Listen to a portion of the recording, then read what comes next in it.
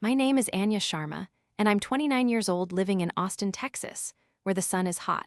And the breakfast tacos are a religion I used to think my life was pretty simple. I work as a graphic designer for a small but cool tech startup.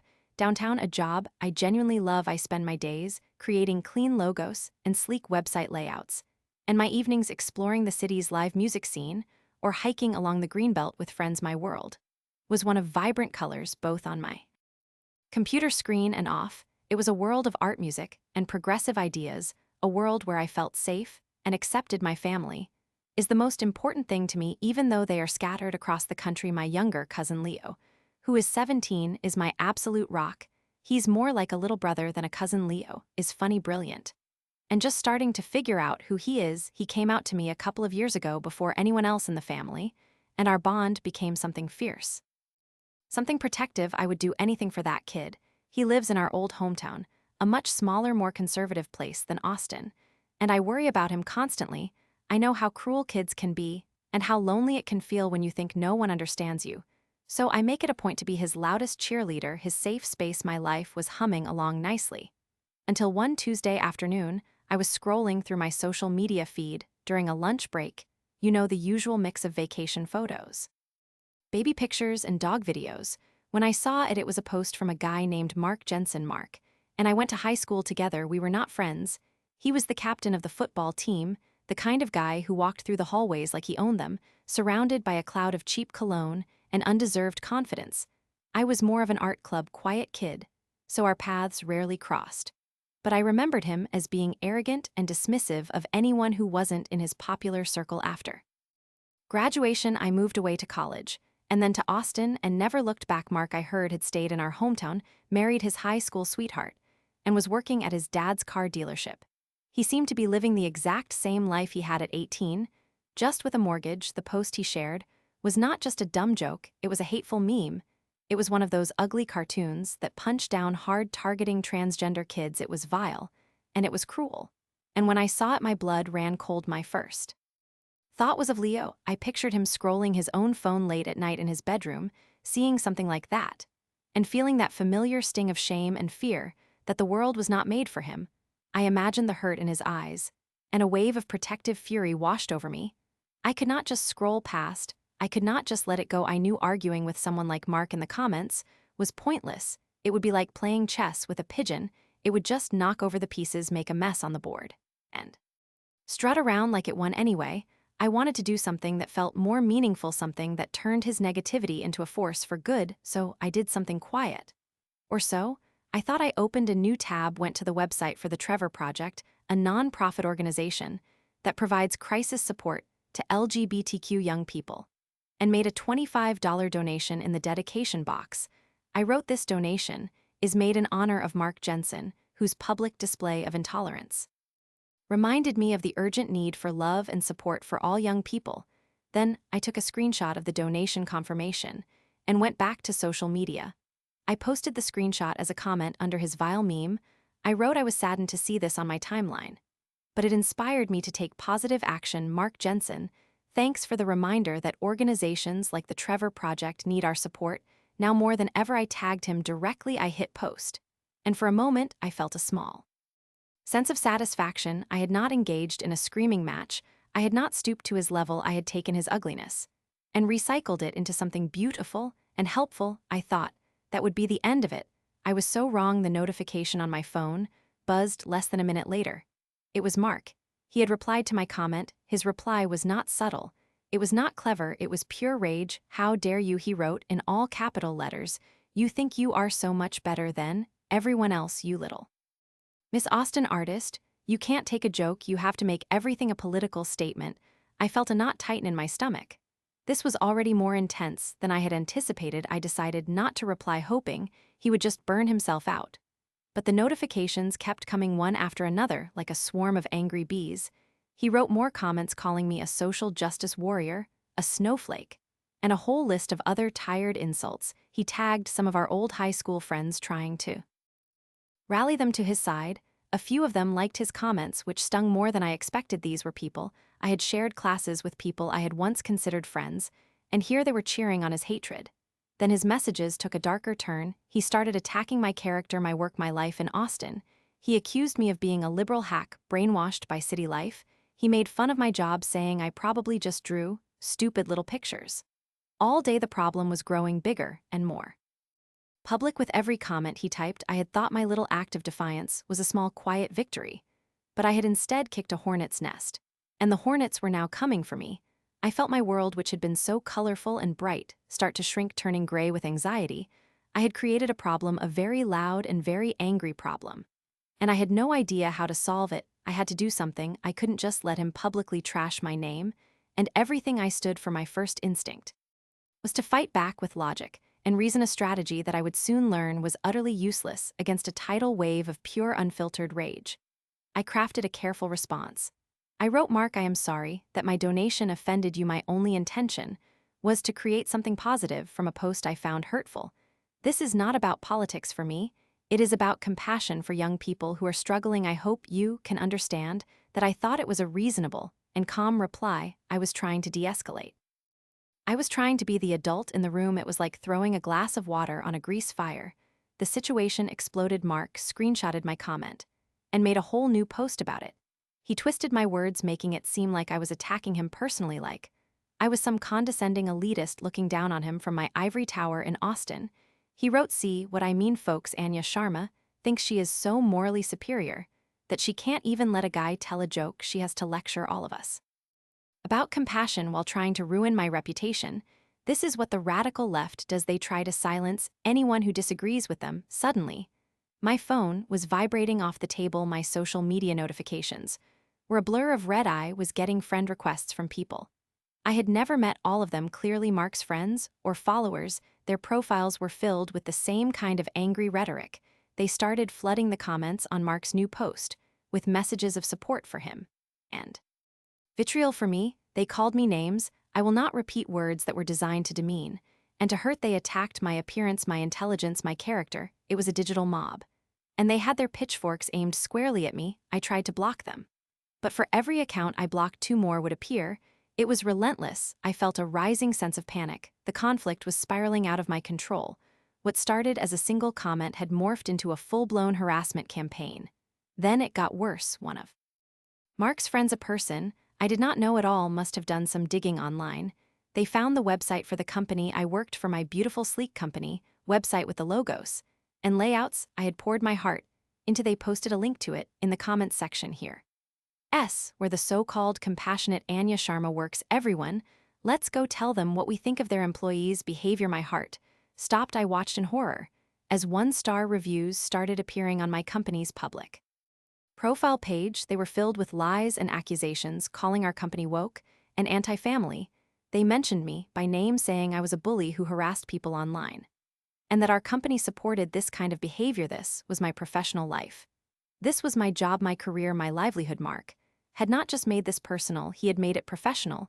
He was trying to burn down my entire life, all because I made a $25 donation to charity. I felt sick to my stomach. I had to tell my boss before she saw it somewhere else. My boss, Sarah, is a smart, no-nonsense woman who I had always admired. I walked into her office, my hands trembling, and explained the whole situation. I showed her the posts, the comments, the fake reviews. She listened patiently, her expression unreadable. When I finished, she leaned back in her chair and sighed. Anya, she said, I appreciate you telling me this, and I support your right to your own opinions. But this is a problem. Our company is now being targeted. This affects all of us. I need you to handle this. I need you to make it go away. I asked her what she meant. Handle it. How? She was vague. Just clean it up, lay low for a while, don't engage anymore, let it blow over. I left her office, feeling completely defeated. She hadn't fired me, but it felt like a warning. My job was on the line. I went home that night and shut my computer. I sat in my quiet apartment, the vibrant colors of my Austin life, feeling muted and dull. I had tried to do the right thing, and it had backfired spectacularly. I had failed to de-escalate, I had failed to protect my company, and I had made the problem 1,000 times worse. That night, I called Leo just to hear his voice. I tried to sound cheerful, but he could tell something was wrong. I finally broke down and told him everything. When I was done, there was silence on the other end of the line. Then I heard him sniffle. Anya, he said, his voice small and shaky, this is all my fault if I wasn't If I was not me, you wouldn't be in this trouble. His words were a knife in my heart. This was my absolute lowest point. My attempt to stand up for him had not only put my career in jeopardy, but it had made the person I was trying to protect feel guilty and responsible for my pain. I felt like a complete and utter failure. I had let everyone down, myself, my boss. And worst of all, Mark was winning. He was succeeding in making me feel small, isolated, and afraid. I sat there in the dark thinking about just deleting all my social media accounts, sending Mark a message of apology, and crawling into a hole to disappear. That was what he wanted. He wanted me to be silent. And for a moment, for a very dark and desperate moment, I almost gave him exactly what he wanted. I spent the next day in a fog, a ghost in my own life. At work, I felt the eyes of my coworkers on me. I could hear them whispering, wondering what was going on. I could not focus on my designs. The colors seemed flat. The lines meaningless. Sarah, my boss, was polite, but distant. The one-star reviews on our company page kept trickling in a slow poison, seeping into the business I had helped build. Every time my phone buzzed, my stomach clenched, expecting another hateful comment, another threat, another piece of my life being torn apart by strangers. That evening, I sat on my couch, scrolling numbly through the wreckage of my online world.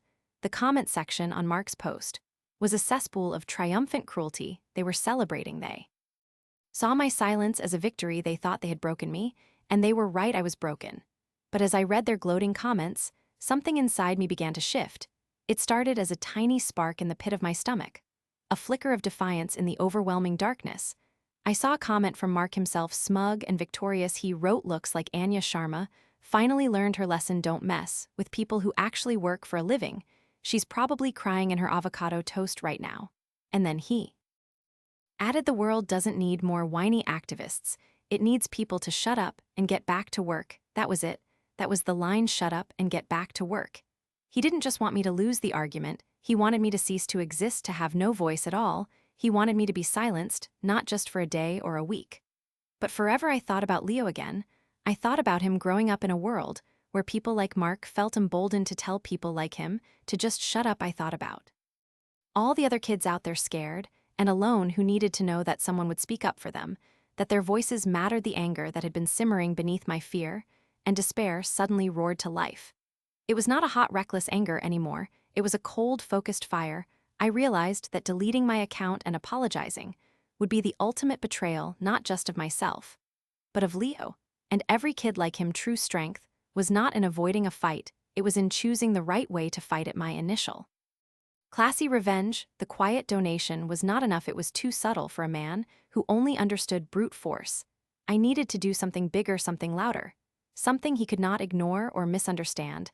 That is when the idea hit me, a fundraiser. It was the seed of my original idea, but magnified 1,000 times.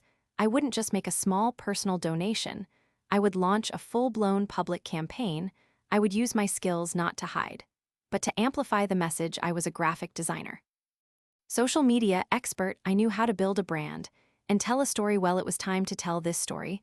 I opened my laptop, my fingers flying across the keyboard with a newfound purpose. I went to a fundraising website and started a new campaign. I called it the Mark Jensen Rebuttal Fund for the Trevor Project. For the campaign description, I did not hold back. I laid out the entire story. I told them about the hateful meme he posted. I described my initial donation and his explosive, unhinged reaction. I included screenshots, every single one of them, his all caps rage, his insults, the names he called me, the threats from his friends. I posted the screenshots of them targeting my employer. I laid his hatred bare for the world to see. And then I wrote, "Mark Jensen is waiting for my rebuttal. This is it. For every dollar of hate he put into the world, we can flood it with $1,000 of love and support. Let's show him the real power of a community that cares. Let's show him what happens when you try to silence someone who refuses to be quiet." My final move was the boldest. I took the link to the fundraiser, and I went back to that toxic comment thread on Mark's page. I scrolled down to his last taunting comment, the one about me crying into my avocado toast. And I replied directly to him. I wrote, "You wanted a rebuttal, Mark, here it is." And I pasted the link to the fundraiser. I tagged him. I tagged the local news stations in Austin. I tagged national media outlets known for covering stories about online culture. I shared it on every single one of my social media platforms. I sent it to all my friends, my family, my professional network. I even sent it to Leo, telling him, "This is for us." I hit send. And for the first time in days, I took a deep breath that did not feel heavy with fear. It felt full of power and possibility. I had taken my lowest point and turned it into my launchpad. I had made my final attempt to solve the problem not by running from it, but by facing it head-on, turning my nemesis's own weapons against him. I had no idea if it would succeed or fail, but I had risked everything. And in that moment, that was enough. The first few hours were nerve-wracking. The fundraiser sat at $0 for what felt like an eternity. A familiar cold dread started to creep back. And did I miscalculate? Did I just make myself an even bigger target? Had I destroyed my career for nothing? Then a notification popped up: $5 from a friend in California, then another $20 from a former college classmate, then $50 from my aunt, then $100 from a complete stranger who wrote, "Your courage is inspiring." It started as a trickle, then it became a stream. And then it became a flood. My friends shared the link. Their friends shared it. The story started to gain traction. It was simple and compelling, a classic David versus Goliath tale. For the digital age, a local Austin blogger wrote a piece about it. Titled "Austin Designer Turns Homophobic Harassment into Massive Charity Windfall." That is when things really took off. The fundraiser climbed past $1,000. Then $5,000, then $10,000. I sat at my laptop, just watching the number go up, tears streaming down my face.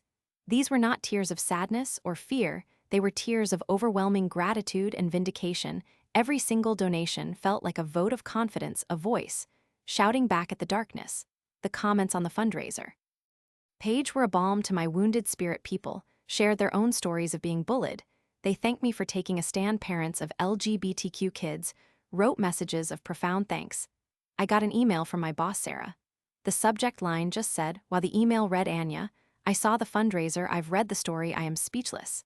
And I am incredibly proud to have you on my team. Our company is making a corporate donation of $5,000.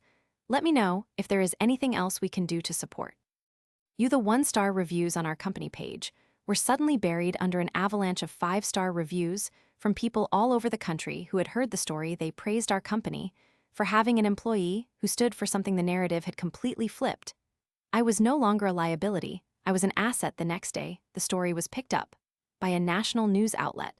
The fundraiser total skyrocketed past $50,000, and then past $100,000. I was getting interview requests from television shows and podcasts. It was surreal, but the sweetest moment of all was the silence from Mark Jensen. His social media pages, which had been a hub of smug hatred, went completely quiet. He deleted his original post. Then he deleted all his comments. But the internet never forgets. The screenshots were everywhere, his ugliness immortalized in the very fundraiser that bore his name. I heard through the grapevine from a high school acquaintance that the fallout for him was swift and severe. The dealership where he worked, a family business that relied on its community reputation, started getting calls. His father was furious. The public spectacle had made him a toxic presence. Mark was fired from his own family's business. His attempt to destroy my career had boomeranged and shattered his own. It was a perfect piece of poetic justice. He had tried to make me unemployable. And in the end, he was the one who lost his job. The fundraiser closed after a week, having raised over $150,000 for the Trevor Project, a sum of money that would help countless young people feel safe and supported. I had a long video call with Leo. He was beaming with pride. "You did it, Anya." He said, "You showed them that love is stronger than hate." In that moment, I knew I had changed. I was no longer the quiet people pleaser who avoided confrontation. I had found my voice. And I had discovered it was more powerful than I ever imagined. My new normal is different. I am still a graphic designer in Austin, but I am also something more. I am an advocate and accidental activist. I still get messages from people who were inspired by the story. And I take the time to answer every one. My boss, Sarah, gave me a promotion. She put me in charge of a new corporate social responsibility initiative. Using our company's platform to support causes we believe in, it was the perfect fit. But the story has one final twist. A few weeks after the fundraiser ended, I received a certified letter in the mail. I was worried it might be from a lawyer representing Mark. But it was not. It was from a large national telecommunications company, a household name. Their letterhead was crisp and official. The letter was from their chief executive officer. He wrote that he had followed my story in the news and was deeply moved by my actions. He said that my stand against online hate embodied the values his company championed for, and as a result, their corporate foundation had decided to match every Single dollar, I raised the total donation to the Trevor Project would now be over $300,000. But it was the last line of the letter that made me truly understand the scope of what had happened. He wrote, "Thank you, MS Sharma, for reminding us that the most powerful rebuttal to hate is not silence, but a chorus of voices working together for good." I had started with a $25 donation, a small act of quiet rebellion, and it had turned into a nationwide chorus, a symphony. Support that drowned out the noise of one man's hatred and turned it into a powerful life-saving echo of hope.